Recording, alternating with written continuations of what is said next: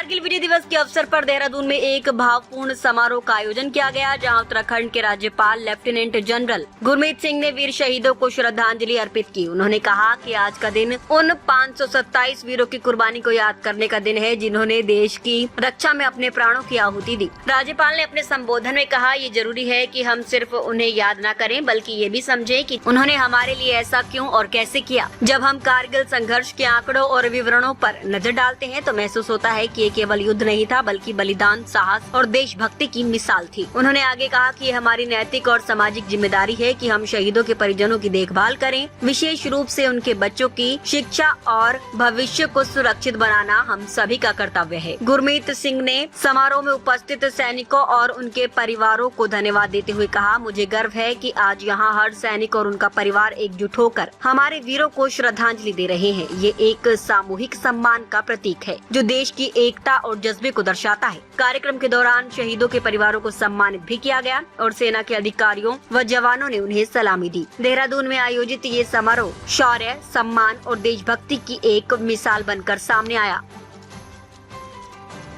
विजय दिवस के उस घड़ी के अंदर में अपने जाबाजों को,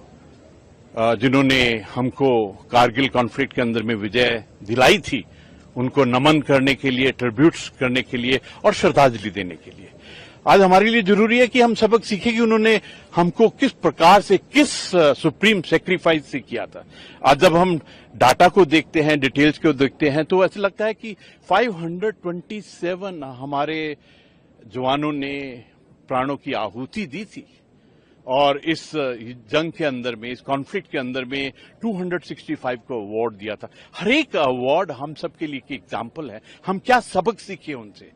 हर एक जिन्होंने वीर गति प्राप्त की थी, हमारी जिम्मेवारी बनती है कि हम उनके परिवार को, जो वीर नारी हैं, उनके वीर परिवार हैं, उनके जो बच्चे हैं, उनकी किस प्रकार देखभाल करें। आज हम सबके लिए एक संकल्प लेने का दिन है और हमारे लिए ये भी सबक लेने का एक दिन है कि जो उन्होंने हमको उदाहरण दिया डेडिकेशन का, कमिटमेंट का, किस प्रकार से अपना कार्य करना चाहिए। अगर हम अपने आप को उस समय में ले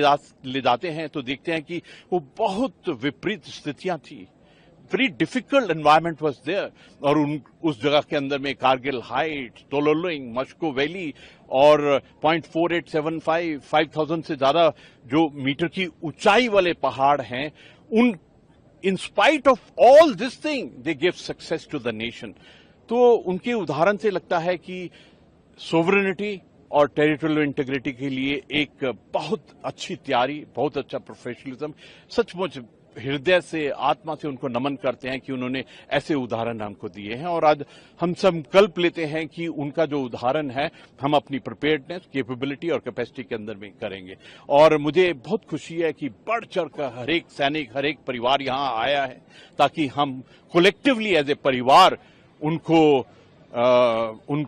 श्रद्धांजलि दे सके। और उत्तराखंड में एक बहुत खुशी की भी बात है कि कल हमारे मुख्यमंत्री जी ने पूरे उत्तराखंड की तरफ से जो परमवीर चक्र विजेता हैं उनकी अनुग्रह राशि को बढ़ाकर 1.5 करोड़ किया है। ये बात पैसे की नहीं है, राशि की नहीं है, ये बताता है कि उत्तराखंड देवभूमि और वीर भूमि की आत्मा के अंदर में हमारे जाबाजों के लिए क्या प्यार और क्या आदर और सत्कार है।